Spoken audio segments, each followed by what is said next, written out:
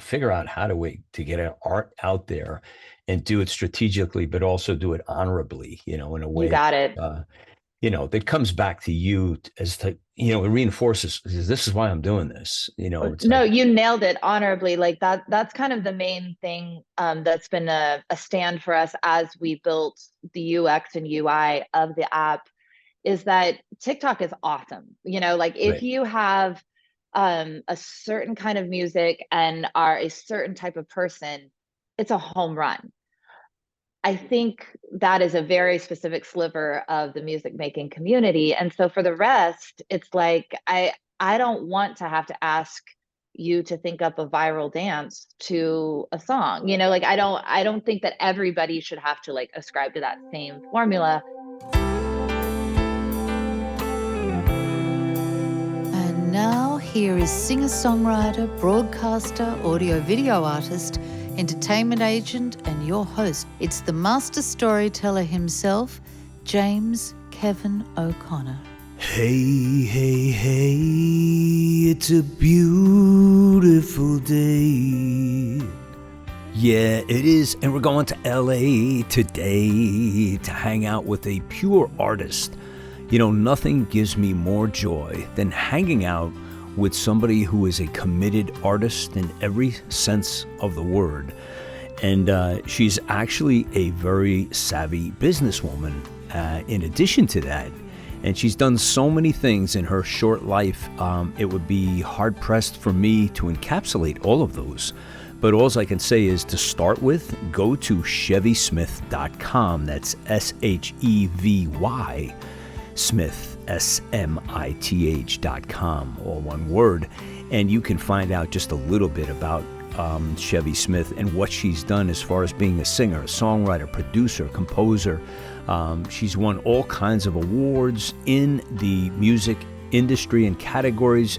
She's a board co-president of the Afghan Women's Writing Project and a proud member of the Alliance of Women Film Composers. In addition, she joined forces with Khalid Jones to establish Elite Shout, a creative firm dedicated to leveraging emerging technology for groundbreaking opportunities in the music industry. On top of that, she went to the West Coast in 2008, where she became the visionary force behind Forte Poesy, a groundbreaking music education program focused on empowering youth through the art of songwriting and musicianship. Now it's time to strap up our seatbelts because we're taking a ride today from the Music City all the way to the City of Angels, yes, sunny LA, to hang out with Shevy Smith.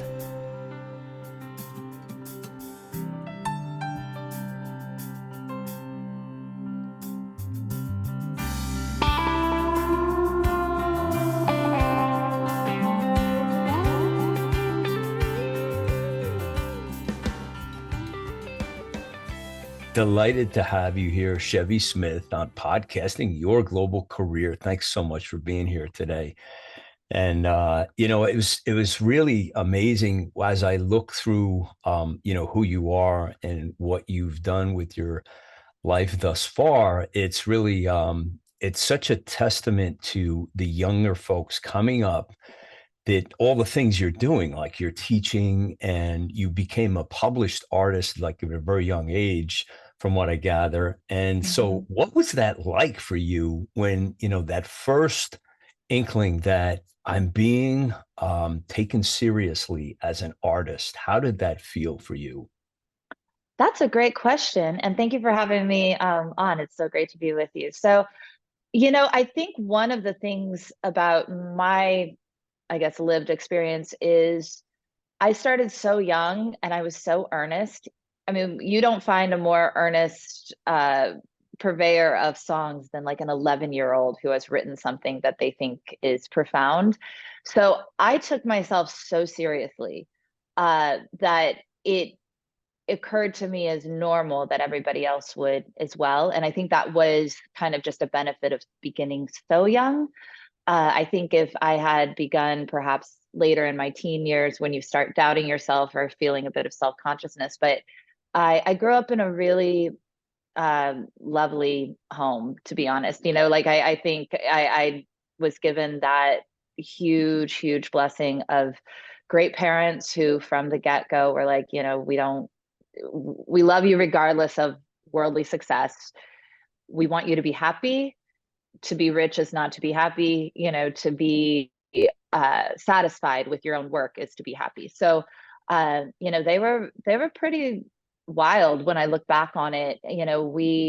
We were on a ranch in Kansas, and we did all the things. I was sewing and I was doing woodworking and all of these things, but they expressly wouldn't let us compete in like 4-H and the different competitions, because they had this thought that you need to be pleased with your work. You do not need outward judging or somebody to co-sign and stamp it as good. Like, if you think that's good, that's what you put out. And I think that had a big effect on my output in adulthood. And just, it's not that I don't have the fear of being judged or all of the trepidation that comes with being an artist and putting anything out, whether it's tech or art or music. But there also is kind of this internal barometer of like, do I dig it? If I do, then let's go. And the worst anybody can say is like, I don't like it, and it's like, ooh, what am I going to do about that? I'm not, it's just, I was definitely raised in a secure environment that caused me to not be scared. And I was super earnest because I was super young. Wow. And you're not in Kansas anymore, are you? I am not in Kansas. It's been a while. I get back there whenever I can. It's, kind of like going to the stone and drawing strength from that place. I really have such a respect for the way, all of the people I grew up with and my family and my classmates and everybody live. It's what you think it is. It's a very honest place. Everybody has each other's back. Right now, my town is going through kind of a tragedy, and I'm watching everybody, kind of circle the wagons and support each other. And you're like, oh, that makes sense. Like, that feels like where I'm from, and watching it in action has been really moving. So it's very community based, where we have a barn raising, we have somebody's in trouble, we go and run and help, and Absolutely. those ideals and morals are they're almost something that's been a little bit lost in the great cities across this country and across the world. But I'm so delighted when I see that, I get excited, because that's kind of where I come from. It's kind of that feeling you have that, what your grandmother taught you was really the right thing. Yeah. We're so smart now. We're so evolved that we don't need those old tales and that old elderly wisdom. We kind of run away from that.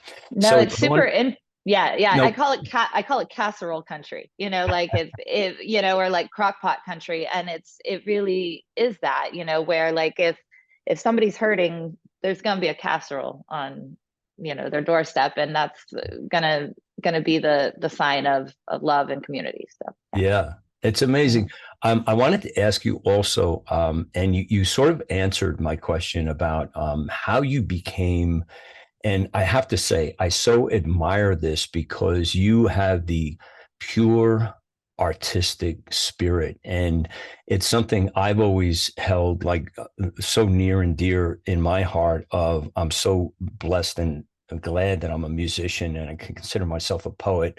But there are very few people that have that flame inside of them, that no matter what, it's all about the artistry, and it's all about how you communicate that art.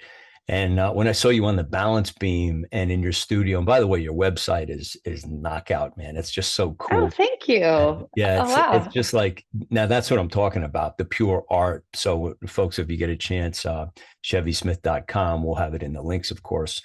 But what age were you when it occurred to you? Like, I knew you had the foundation thanks to your parents, and they, cultivated this spirit of, hey, there's freedom for you to express. But at some point you must have like connected to say like, I'm a real artist. Was that very young too? Or is that just an ongoing development that's just changing every day and it's new every day? I mean, I think it's a way of being. It was, to my recollection, there's never been a moment that I thought I wasn't an artist and then I did. Like, again, I started so young to where like everything was art. The way we set the table was art. Like all of it's a representation of the world you want to live in.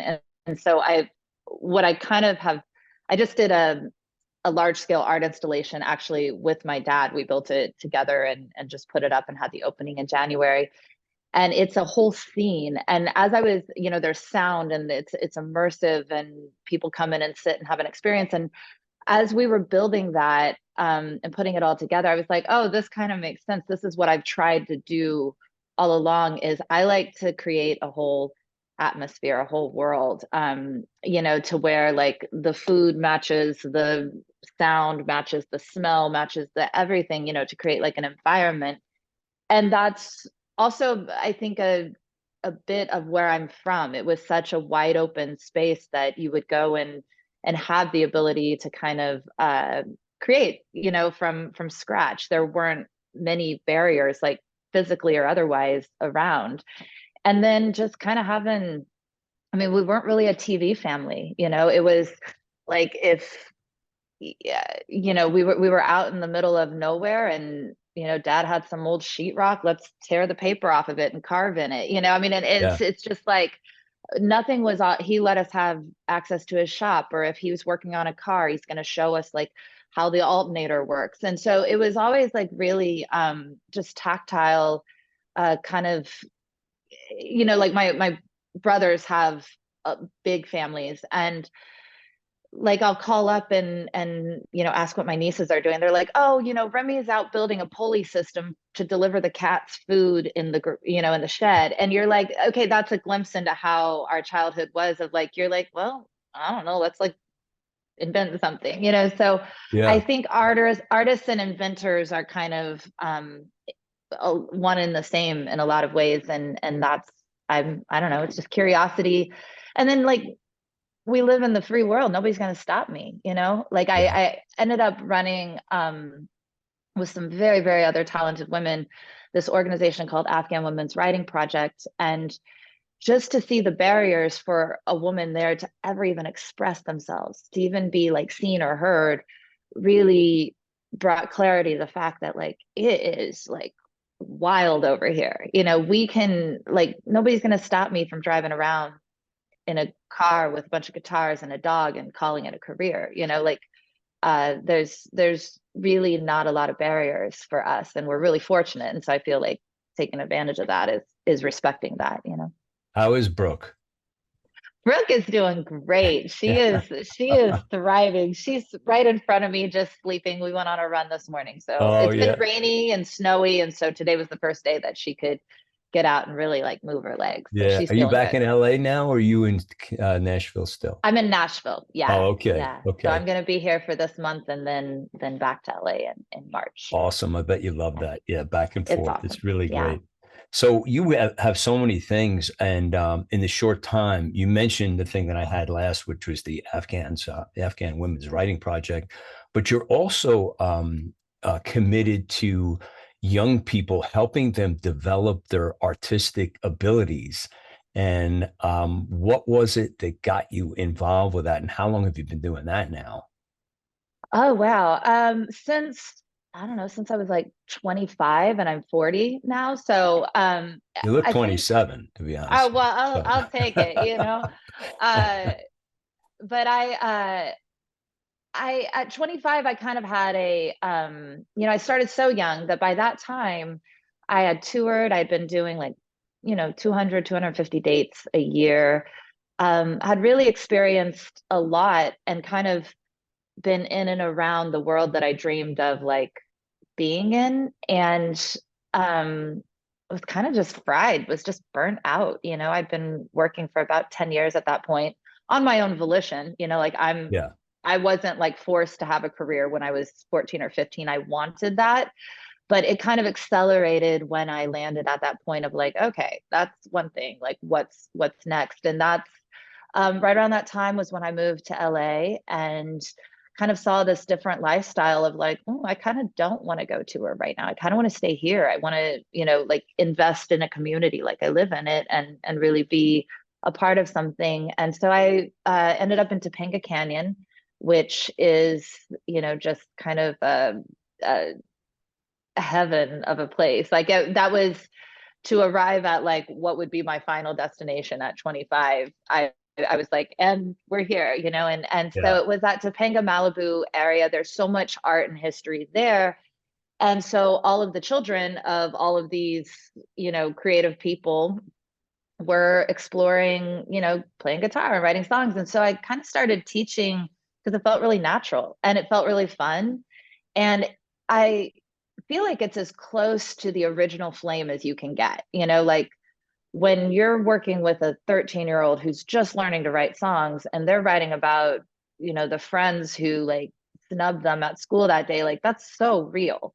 Yeah. And you really understand that this is a means of self-expression, of getting what's inside out and processing that. And so it's so fun because it kind of is the flip side of all the cynical reasons you learn that people are, making music, and there's no thought of like, well, I mean, now there kind of is because they understand TikTok and YouTube and all of those things, but kind of in that moment, there's no thought of like, I'm going to have a billboard and I'm going to like be a TikTok star. And I'm going to, it's like, I just need to emote. I just need to like share Yeah. what's going on in me. And there's a purity to that. And I think a lot of my artistic journey is like simplifying and purification, even with the app that, we're here to talk about, like there's a purity to that. There's a simplification of a process that led to that being invented, and so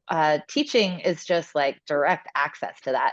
And you end up with this like whole web of kids that you've been a small part of their life. And now a lot of, the ones that I taught went from like 8 to like 15. They're now 23-year-olds and they're so bright and so just such a joy to watch them in adulthood and doing whatever they've ended up doing. It's really cool. And they probably have a tremendous amount of gratitude for you, because I think people that are lucky enough to have that experience of somebody who comes along and mentors them, and they don't know what's happening yet, but it's years later that they're always carrying that with them. And I've seen this time and time again. My son does the same thing, and he's raised kids up from who just started like at 12, and now they're on Mm-hmm. stage playing, they're writing songs, they're doing videos, Exactly. and it's so rewarding, to see that. Let's talk about Elite Shout, if you'd like, and Yeah. the playlist. So I have to get to, we're going to pack in some time. I got to figure out what your day is like, because you have so many things. I got to figure And out what my day is like. Yeah. yeah, right. It's like, now what am I going to do? I have so much in front of me, and I kind of run Mm-hmm. my life that way too. But you can tell you love it, and you wouldn't have it any other way. Going through life with your hair on fire is it's just nothing better than it. So Absolutely. tell me about Elite Shout, if you will, and Ultimate Playlist. Yeah. Elite Shout is a company that myself and my business partner, Khalid Jones, started in 2017, 2018. And essentially it grew out of, I was working with all these, they were kids at the time, they were becoming young adults and they were getting really good. And they were kind of getting like scouted by other producers. And I had this thing of like, there's just really cool, like nucleus. If we could keep it together and all, kind of like work on these records together, that would be great. However, I also knew that we needed to formalize some things and there needed to be some business structures in place that I was not an expert in doing, nor could I do all of it. I needed power, to link up with. And Khalid is that. He is just a brilliant, I mean, he's a genius, Stanford educated attorney. Like he actually had a rap deal when he was younger. So he like has an amazing flow and amazing like grasp of lyricism. And we just kind of creatively and just as buddies just like connected. And he saw what I was doing. He had, an experience in investment firms. He was one of the first owners of esports teams. So he's really on the cutting edge. I mean, his mind is a brilliant, wonderful thing, but it's talk about so many ideas on fire at all times. Yeah. And so we started this development company with the aim of putting out these albums, you know, this music that we were making with a lot of the girls that had come up through my program. And then we ran into the thing that everybody runs into of like, at the time, there were like 40,000 songs going to Spotify each day.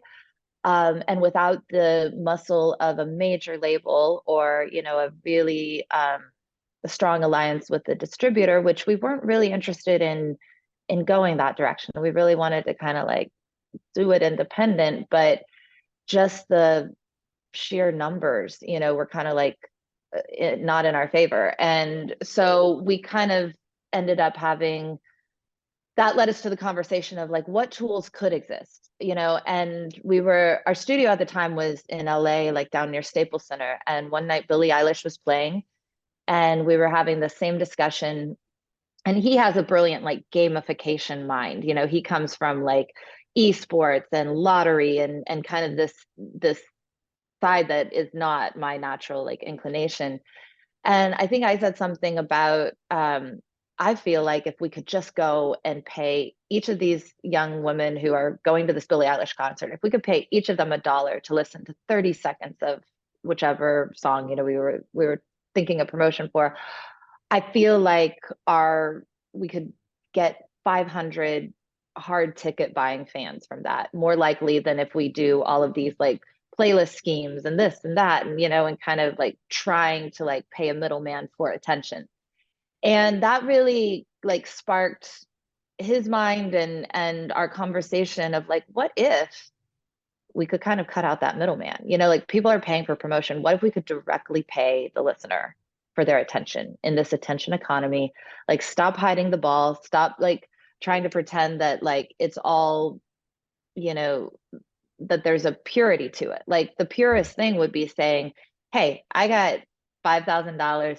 I'm going to go incentivize listeners to actually listen to this the same way a Costco sample, you know, Yeah, right. is letting people like know like this is what it is and it's right over there, you can buy it. And so that was really the mechanism that triggered the whole thing. And just like with anything, you know, got to work on Figma and mocked up an MVP pretty quickly. And then he knew and had a great relationship with the Arizona Lottery and knew that they were really innovative, forward-thinking folks over there. So we ended up linking up with them, and they've been a brilliant, like, just that part's been a dream. Like I've never really, you know, worked with the government or with corporate America, and so you have all of these tropes that come out of it, but they really like that's been an awesome process. The people in the Arizona Lottery organization have really taken this and made it fly, you know. It's been really This cool. is great. I mean, these are the kind of tools we need. We need something new because obviously the old way of doing business is kind of died a long time ago. And, Yeah. you know, streaming taking over and all the different things that have come along has like really, you know, just put everybody in a position that, hey, we have to, you know, figure out how to get our art out there and do it strategically, but also do it honorably, you know, in a You way, got it. you know, that comes back to you as to, you know, it reinforces this is why I'm doing this. You know, it's No, like, you nailed it honorably. Like that's kind of the main thing that's been a stand for us as we built the UX and UI of the app is that TikTok is awesome. You know, like if right, you have a certain kind of music and are a certain type of person, it's a home run. I think that is a very specific sliver of the music making community. And so for the rest, it's like I don't want to have to ask you to think up a viral dance to a song. You know, like I don't think that everybody should have to like ascribe to that same formula. The other thing is it is short form listening. You know, it's 6 seconds, it's 15 seconds. A lot of times it's pitched up so that everything moves a little faster. So it's not really the genuine iteration of the song that the artist meant. And then the other part is there's a lot of times not like a very large mention of who the artist is or the artwork that goes with it. And so with Ultimate Playlist, it's like incentivizing the exact opposite. We're like, okay, please, we're gonna, you know, dangle the carrot of potential money and prizes for you to listen to entire songs, for you to look at the artwork as the artist intended, for you to be able to press one button in app and have it add to your Apple Music for further listening. And those are paid streams once it gets, in a DSP. So there's really been a thoughtfulness put to all of those details. And my engineers, a lot of them are musicians. My team over at Arizona Lottery, a lot of them are musicians. So everybody kind of understands the most dignified way we can present this opportunity. And that's what we've put forth. See, what you've just described there is what I grew up with was, I was an English rock freak, when I was a kid growing up. I had the first album, the Zeppelin came out, all these things came out, like boom, boom, boom, Elton John, everybody, every week there was a new thing. And it was more of a integrated social joy to sit there Yeah, with an album and pass it around the room and put it on the turntable and talk about it and flip it over, all the liner notes. So you just described, you're bringing that back, in the digital age, a different format, but it's kind of the same, it's like, yeah, oh, and absolutely. and it's great because, people like want to get closer to the music. They want to know the stories behind the music and like, what possessed somebody to write this, and what key is it in and why, and all these different things that go on. Um, Absolutely. I want to ask you, as we're getting close to the wire here, tell me about your day, because I know you're a very, very high achievement performer. You get up early, and I know from our last call, I can tell you put a lot into your day, which is the only way to live, I feel. But tell me about, like, what is the best part of your day each day? Ooh, I don't mean to sound Pollyanna, but like I love my life. Like I ended up in this position where not everything's perfect, and I'm not like swimming in wealth or anything like that, but like uh my basic needs are handled, and I have a very curated, I'm not working and spending my time with people that I don't want to be around, so like Right. even my interaction, when I do work with Khalid's my best friend, like we have a blast and joke around, and I love kind of all the people I get to work with. So I think that overall the communing and working and problem solving with people I respect and honestly love is great. I also like a lot of alone time, and that's kind of evident in my life as well. So I have an art studio about 4 blocks away from here, and it's in this historic Pantheon chapel that is the most gorgeous architecture that I could ever want to create within. And so I go over there. I do a lot of physical work. Like I love, like when I run outside. Like I need to touch the ground. I need to be under the sun. I don't, use a lot of like sunscreen and hats and stuff. Like I'm like want sunshine on me. Kansas And girl. then yeah, very much so. And then when I go to the studio, it's like I have all my saws and all my, like I'm doing like large scale work, and I'm using a chop saw, and I'm sanding, and I'm, working with plaster, or I'm sewing. And so there's, I think, like a good amount of, I don't really like meditate. I don't do yoga. I don't do, all these things, but that's my meditation. Is I just love where something didn't exist, having it exist. So I just kind of make things all day. So sometimes it's, code based, and sometimes it's music based. Sometimes it's, you know, repurposing old oak church pews. And so just kind of I just feel such a tremendous great gratitude that I have the space and resources to just make stuff all day, and making food. And so I would say, my day looks different every single day. But there's usually a good run with my Labrador. That's usually a high point. And then, because I really feel a runner's high, so I really like look forward to that. There's a bit of an addiction there. And then the other is the point, there's usually an hour or two where I like go and just like tinker around on like a project, whether that's music or sculpture. So it's all fueling creativity, like everything you do. I can relate because Yeah. it just ekes its way into whatever you do, and Yeah, like I don't really know what's not, like I don't, other than like commuting or whatever, like I don't know what isn't inherently creative. So it's almost like the David Foster Wallace, like a fish doesn't know it's in water thing, yeah, like I don't, it's not like throughout my day, I'm like, oh, I'm being creative here. And then I need to do this creative thing. It's just like, that's just problem solving. That's just existing. And, like I feel like, how on cable news, there's like the Chiron that just runs, there's just yeah, a ticker. For me, that's like all my little like projects. So I get what I need done pragmatically, but then if there's an extra 30 minutes, I just like reach up and do one of those things, And so it's kind of this just ever present like thing of existence. It's not really like separate from me of like, now I'm going to be business, now I'm going to be creative. It's like the business, composing an email is inherently creative because the word choice and the language and what, the way you choose to like phrase something, if you do it one way, you get this result. If you do it the other way, you get this other result. So nothing is really too mechanical. It all kind of takes a bit of flair. You do a lot of creating when you're running, don't you?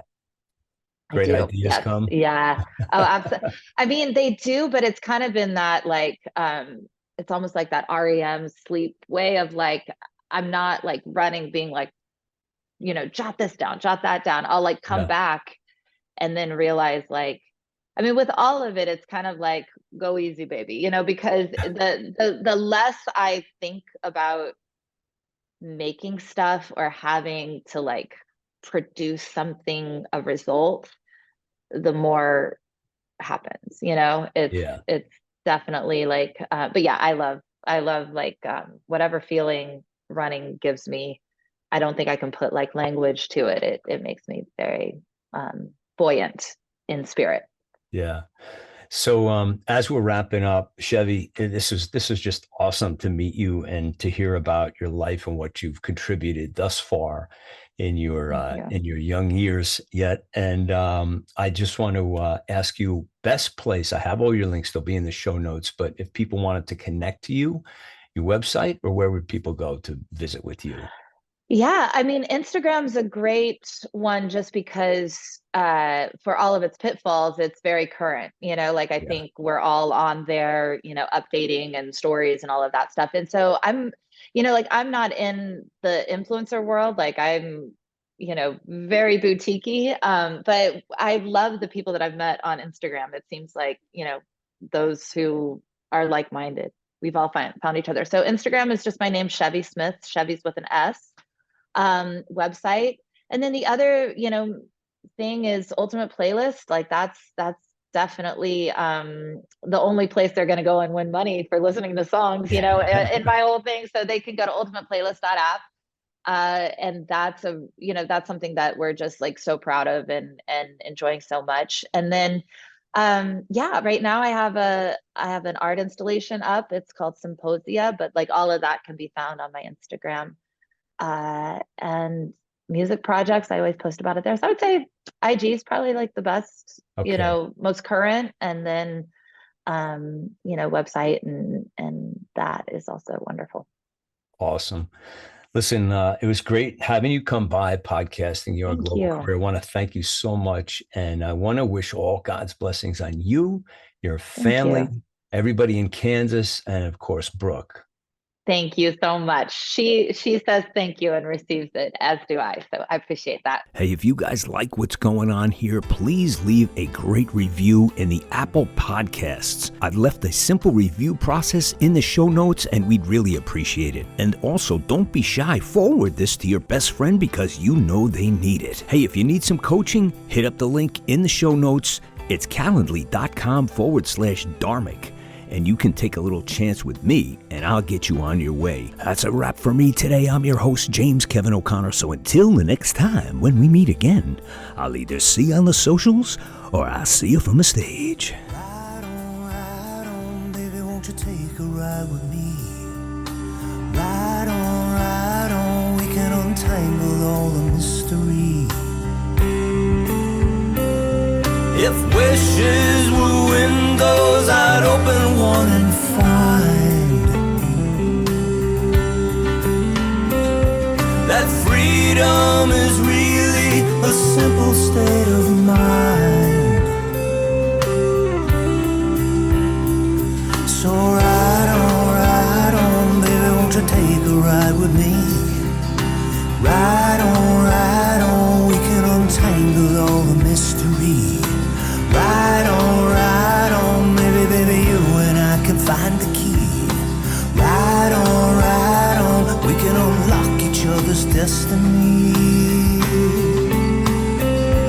I taste the breeze of freedom, it's tingling on my tongue. You and I out on the road will stay forever young. We'll stay forever young. So ride on, baby, won't you take a ride with me? Ride on, we can untangle all the mystery. Ride on, baby, you and I can find the key. Ride on, we can unlock each other's destiny. I'll take you places that you've never seen. I'll take you places that you never dreamed. I'll take you places that were pictures in your mind. I'll take you places